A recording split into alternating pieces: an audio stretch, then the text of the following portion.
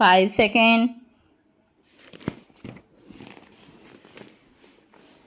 Ready, start. Since they represent the village people and they have the resources and the powers to raise the necessary resources from the rural areas, the panchayats, it is felt, are the competent authorities to deal with the problem of rural industrialization. Equally strongly, it has been argued by others that cooperatives are the right answer to the question as to which should be the authority that should deal with rural industrialization.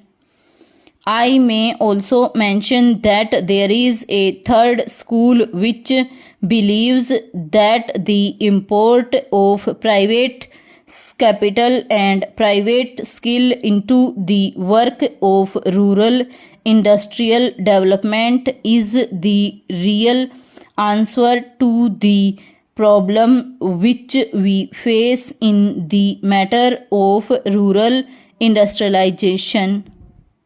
Here again, some authoritative determination of the policy has become necessary because in the absence of such a policy, ad hoc decisions are taken which sometimes cancel each other and therefore the rapid progress which we hope and wish for in rural industrialization becomes impossible. Stranger.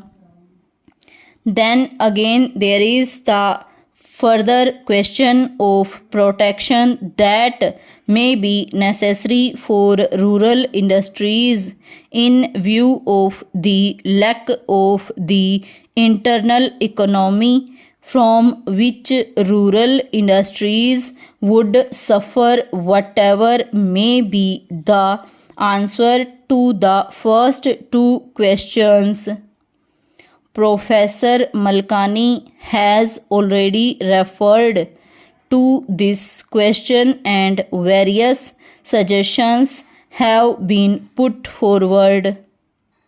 But all these suggestions require some detailed consideration as there are a large number of difficulties in implementing any one of these suggestions. Demarcation of markets and the imposition of taxes in order to see that goods from the urban centers do not reach the rural centers in unfairly competitive conditions are some of the suggestions that have been made. One great advantage of a vast country is the large number of markets that are available for the goods that are produced in the country. However, if these markets are artificially restricted and goods are not allowed to move from one center to another, I am afraid more problems would be raised than solved if this protection is sought to be given in this manner. Yet protection has to be given to the rural industries if these rural industries are to develop. Therefore, serious and competent thinking is necessary in this connection, and again, time is running fast. Therefore, it is desirable that we should have some authority which could examine the various issues involved and determine the policy with regard to this matter. Also, stop.